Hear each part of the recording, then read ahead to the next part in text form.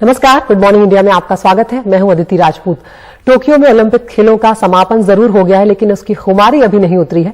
Olympic में पुरुष hockey team bronze जीतने वाले जो शेर हैं, आज दिल्ली से अमृतसर पहुंचे। खिलाड़ियों का जोरदार स्वागत हो रहा है जब वो वतन उनकी वापसी हुई तब से, और अभी तक वो सिलसिला जो है वो जारी है, क्योंकि अब खिलाड़ी अपने अपने घरों को लौट रहे हैं। पुरुष हॉकी टीम के 11 खिलाड़ी हैं और महिला हॉकी टीम की 2 खिलाड़ी अमृतसर पहुंचे। ये सभी खिलाड़ी पंजाब के ही हैं और सभी खिलाड़ी स्वर्ण मंदिर गए। सबसे पहले वहां पर इन्होंने मत्था टेका। बहुत ही खास है ये पल इन सभी खिलाड़ियों के लिए। सालों की मेहनत का फल इन्हें आखिरकार मिला है। तस्वीरें आप देख रहे हैं, वो जोश, वो खुशी चेहरे पर साफ नजर आ रही है। जोरदार स्वागत यहाँ पर इन सभी खिलाड़ियों का हुआ है और खिलाड़ी जालंधर कैंट के मीठापुर जाएंगे। वहां खिलाड़ियों का एक बार फिर से स्वागत होगा। वहां पर भी तैयारियां पूरी कर ली गई हैं।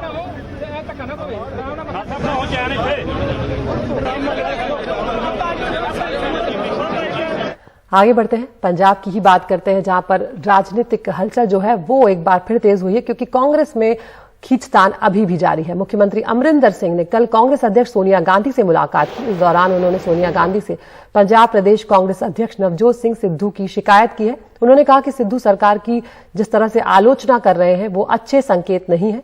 सोनिया गांधी ने कथित तौर पर कहा कि अमरिंदर सिंह और सिद्धू को एक साथ मिलकर काम करना चाहिए।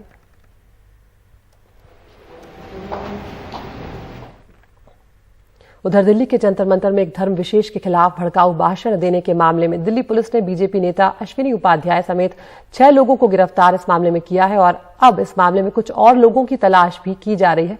गिरफ्तार से गुस्साए कुछ हिंदूवादी संगठनों ने पुलिस थाने में जमकर हंगामा किया।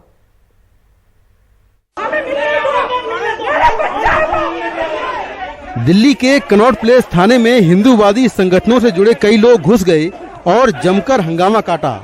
गुस्सा इस बात को लेकर था कि पुलिस ने बीजेपी नेता अश्विनी उपाध्याय समेत 6 लोगों को जंतर मंतर पर एक धर्म विशेष के खिलाफ नारेबाजी करने के आरोप में गिरफ्तार क्यों किया।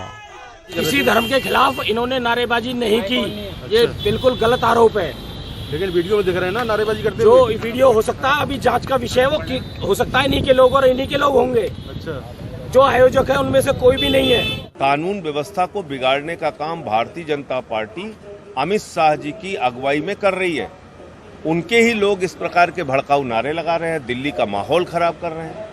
दिल्ली पुलिस ने कार्रवाई की है, 6 गिरफ्तारियां इस मामले में की गई है। क्या आप संतुष्ट हैं जिन मामलों जो मामले? देखिए, ये कार्रवाई की रस्मदायगी होती है, सवाल तो विचारधारा का है ना। एक ऐसी पार्टी इस वक्त सत्ता में है जो नफरत की विचारधारा पे काम करती है। दिल्ली पुलिस ने इस मामले में सोमवार को केस दर्ज किया और मंगलवार सुबह बीजेपी नेता अश्विनी उपाध्याय समेत 6 लोगों को गिरफ्तार कर लिया। दरअसल बीते रविवार को जंतर मंतर पर सेव इंडिया फाउंडेशन नाम के संगठन की तरफ से भारत छोड़ो आंदोलन नाम का कार्यक्रम हुआ। इसमें बीजेपी नेता अश्विनी उपाध्याय भी थे। आरोप है कि इस दौरान कुछ लोगों ने धर्म विशेष के खिलाफ जहरीले नारे लगाए। सोशल मीडिया पर वीडियो वायरल होने के बाद पुलिस हरकत में आई। आरोपियों में दिल्ली बीजेपी के नेता अश्विनी उपाध्याय का नाम है। एक आरोपी दीपक सिंह का हिंदू फोर्स नाम का संगठन है। फरार आरोपी पिंकी चौधरी हिंदू रक्षा दल का मुखिया है। वह इससे पहले आम आदमी पार्टी के दफ्तर और जेएनयू में हमले की जिम्मेदारी ले चुका है। गिरफ्तार आरोपी Preet Singh save India foundation का अध्यक्ष है। बाकी आरोपी दीपक कुमार, विनोद शर्मा, विनीत वाजपेयी भी हिंदूवादी संगठनों से जुड़े हैं। पुलिस का कहना है कि इस कार्यक्रम के लिए आयोजकों को परमिशन नहीं दी गई थी। वीडियो को भी हमने एग्जामिन किया और बाकी जो फर्दर इन्वेस्टिगेशन वगैरह जो हमने किया, उसके बाद 6 लोगों का इस केस में हमने अरेस्ट डाला है और इसके बाद इनको कोर्ट में पेश किया। क्या रोल है इसमें? इन लोगों ने अप्लाई किया था परमिशन के लिए, कार्यक्रम ये ऑर्गेनाइज किया था। जी, परमिशन मिली थी सर? जी नहीं, कोई परमिशन। पुलिस वीडियो के जरिए बाकी आरोपियों की पहचान कर रही है। उत्तम मलिक नाम के एक शख्स की भी तलाश की जा रही है। पुलिस का कहना है कि जंतर मंतर पर जो कार्यक्रम किया गया उसके लिए कोई भी परमिशन नहीं ली गई थी। सवाल ये है कि ऐसे में इतने सारे लोग कड़ी सुरक्षा के बीच जंतर मंतर पर कैसे पहुंच गए। अब इस मामले को लेकर जब लोगों ने गुस्सा जाहिर किया तब पुलिस ने कार्रवाई में तेजी दिखाई है और 6 आरोपी गिरफ्तार कर लिए हैं, जबकि बाकी आरोपियों की तलाश की जा रही है। नई दिल्ली से मुकेश सिंह, एनडीटीवी इंडिया।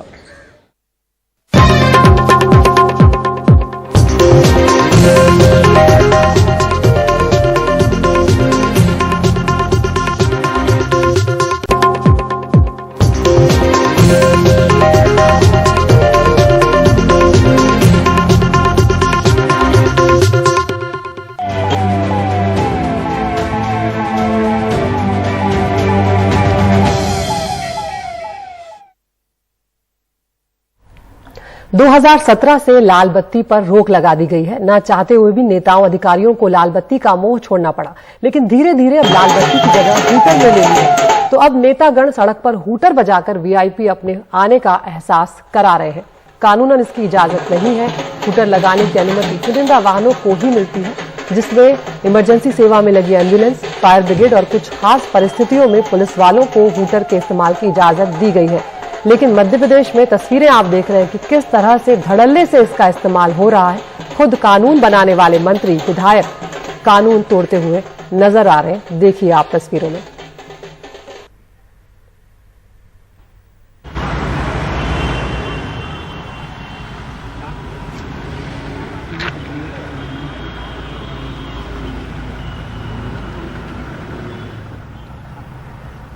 और पूर्व मंत्री और कांग्रेस के विधायक लखन घनघोरिया का इस पर क्या कुछ कहना है वो भी आपको सुनवाते हैं। ये खबर हम तक पहुंचाई है हमारे सहयोगी अनुराग द्वारी ने। उनकी बातचीत है लखन घनघोरिया से, वो आपको सुनवाते हैं।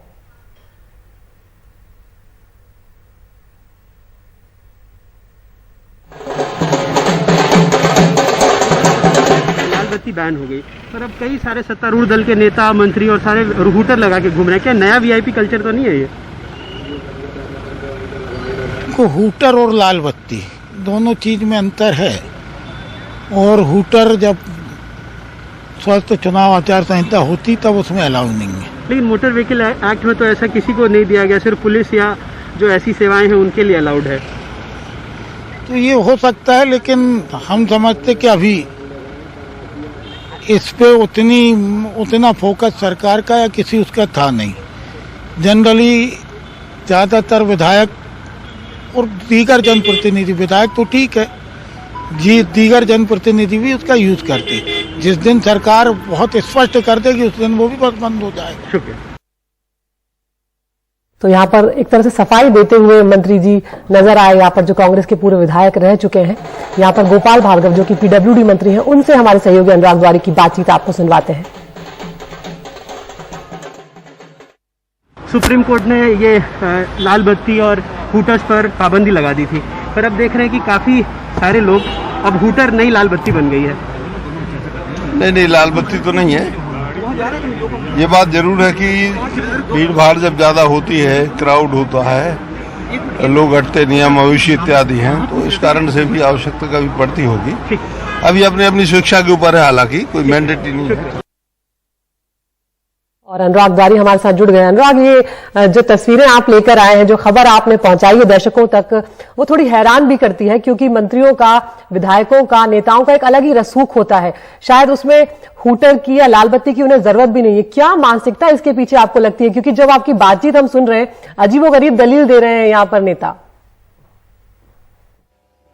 बिल्कुल अदिति, आगे आप और भी सुनेंगे। कुछ लोग, कुछ माननीय कह रहे हैं कि उनके बच्चों ने लगा दिया था, कुछ कह रहे हैं कि लगा हुआ है, कनेक्शन नहीं है, आवाज नहीं आती है। तो और भी अजीबोगरीब दलीलें आपको सुनने को मिलेंगी। और आश्चर्य है, ये वो लोग हैं जो कानून बनाते हैं और कह रहे हैं कि उन्हें इस बारे में कोई खास जानकारी नहीं है, जबकि सेंट्रल मोटर व्हीकल एक्ट की धारा 119 साफ कहती है कि हूटर भी किन गाड़ियों पर लगा जाएगा, और उसके अलावा जो लगाते हैं 5,000 रुपए जुर्माने का प्रावधान है।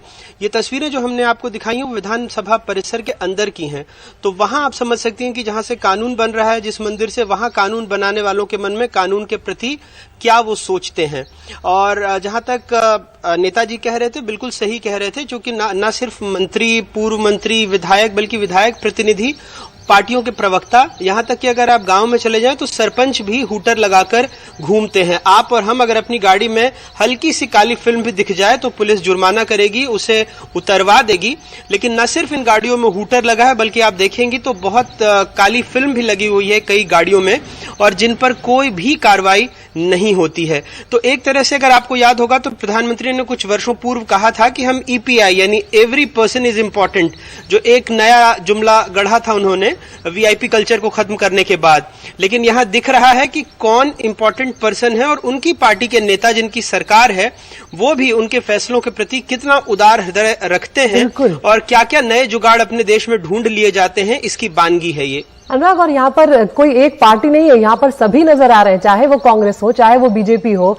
और आपने बताया कि सरपंच तक इस तरह से हूटर का इस्तेमाल कर रहे हैं, बड़ा हैरान करने वाला है ये।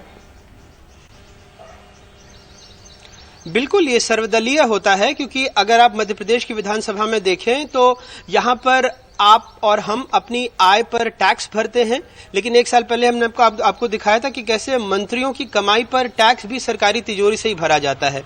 तो ऐसे बहुत सारे अपवाद आपको दिखेंगे जो मुझे और आपको आश्चर्य लगे, लेकिन माननीयों को लगता है कि ये तो उनके लिए होना ही चाहिए। भले ही कानून में कोई अपवाद बना दिया जाए, लेकिन इसको लेकर के वो सारे लोग एक साथ इकट्ठे होकर आ जाते हैं। और इसीलिए मैं कह रहा हूं कि ये सारी बातें, जब कोई प्रिविलेज लेना होता है सरकार से तो सारे लोग सर्वदलीय बात रखते हैं, लेकिन जब जनता को कोई राहत देनी होती है तो फिर कोई ना कोई कानून या कोई ना कोई और बात आड़े आ जाती है। मध्य प्रदेश में ये अभी कल जो अनुपूरक बजट पेश हुआ है उसमें मंत्रियों के बंगले की फिर से रंगाई पुताई के लिए 35 करोड़ रुपए का प्रावधान किया गया है। ये वो राज्य है जो एफआरबीएम की सीमा को पार कर चुका है और बार बार कर्ज लेने को मजबूर है। तो ये सारी तस्वीरें तो सिर्फ एक बानगी है। देती शुक्रिया अनुराग इस तमाम जानकारी के लिए। और भी नई तस्वीरें हम आप तक पहुंचाएंगे अनुराग द्वारी के द्वारा। तो लाल बत्ती चली गई तो नेताओं ने दूसरा तरीका निकाल लिया, हूटर का इस्तेमाल कर रहे हैं इस तरह से अपना रसूख दिखाने के लिए। एक ब्रेक के लिए यहां पर रुक रहे हैं।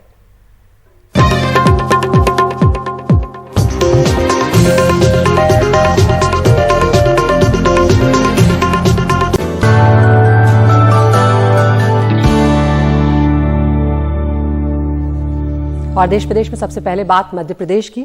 ओबीसी को 27% आरक्षण देने के मुद्दे पर कल मध्य प्रदेश विधानसभा में जमकर हंगामा हुआ, जिसकी वजह से सदन का मॉनसून सत्र 2 दिन पहले ही अनिश्चितकाल के लिए स्थगित करना पड़ा। कांग्रेस विधायक अपनी मांगों से जुड़े नारे लिखे कपड़े पहनकर सदन में पहुंचे। कांग्रेसी विधायकों के शोरगुल के बीच विधानसभा अध्यक्ष ने सदन के काम पूरे कराए और कार्रवाई अनिश्चितकाल के लिए स्थगित कर दी।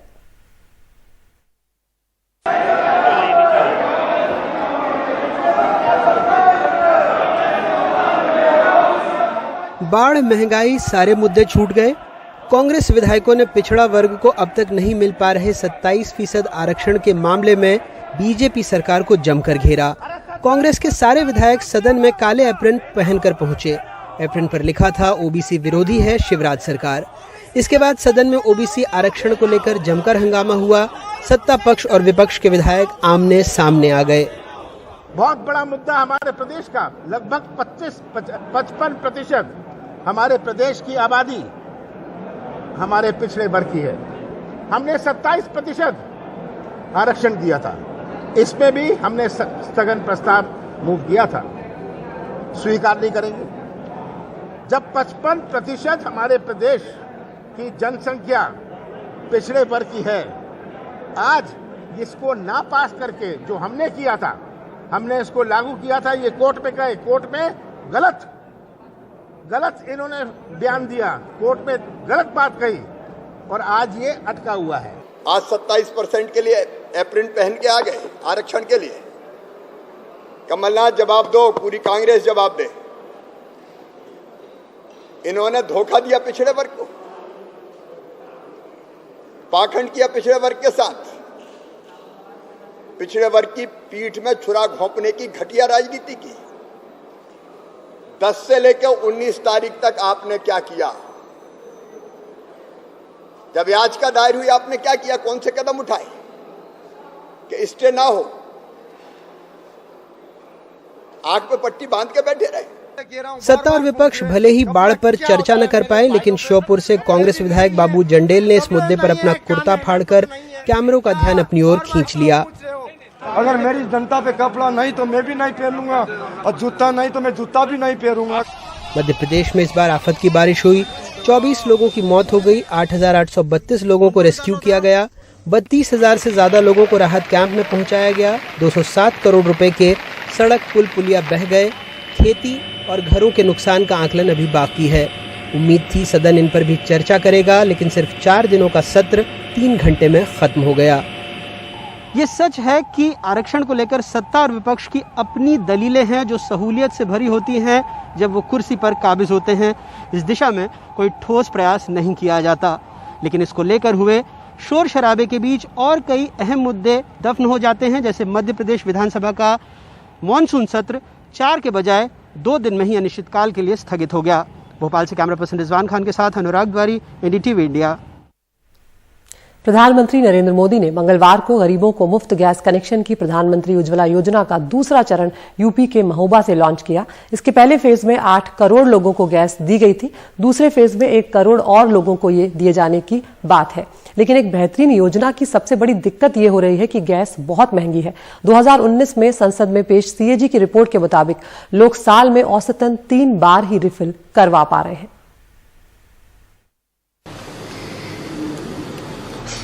यूपी में बुंदेलखंड के एक पिछड़े जिले महोबा से प्रधानमंत्री ने उज्ज्वला 2 योजना की शुरुआत की।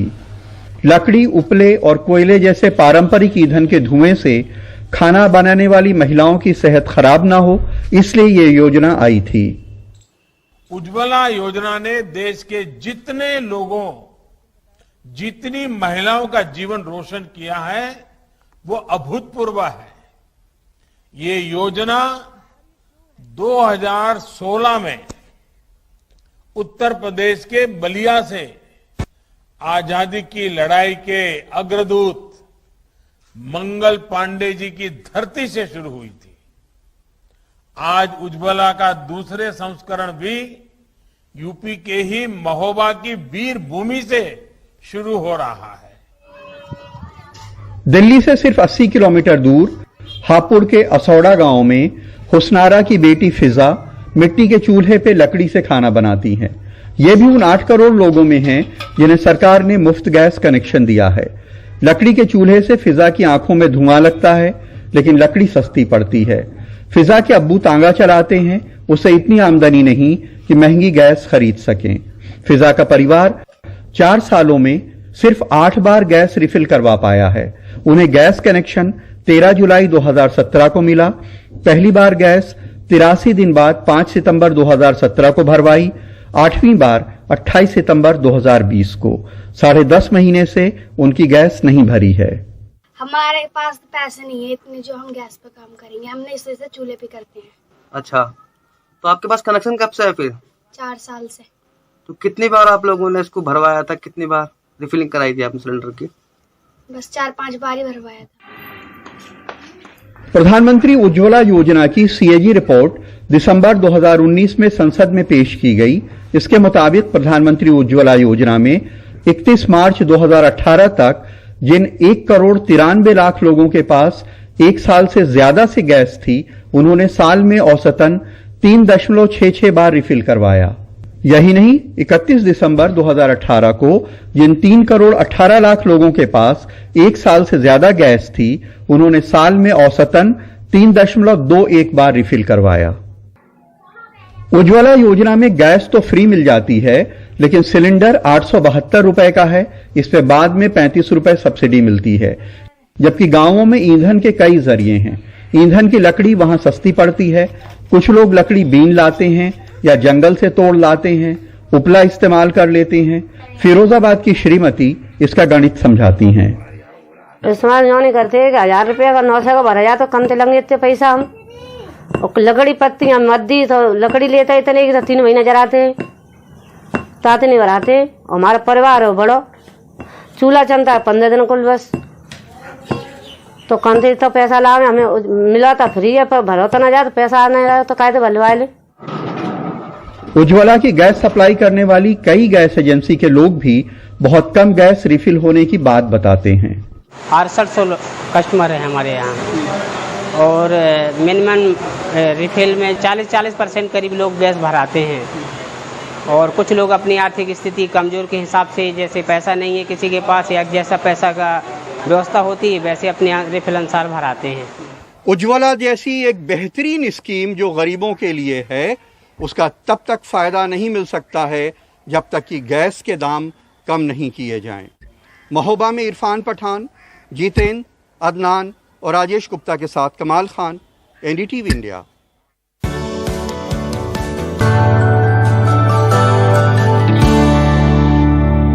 और अब वक्त हो गया है टॉप 5 का। रोज हम आपको 5 खबरें दिखाते हैं और आपको चुनना होती है एक खबर। तो सबसे पहली खबर है, आज सोनिया गांधी से मिले हैं कैप्टन अमरिंदर सिंह और एक बार फिर से सिद्धू की शिकायत की है।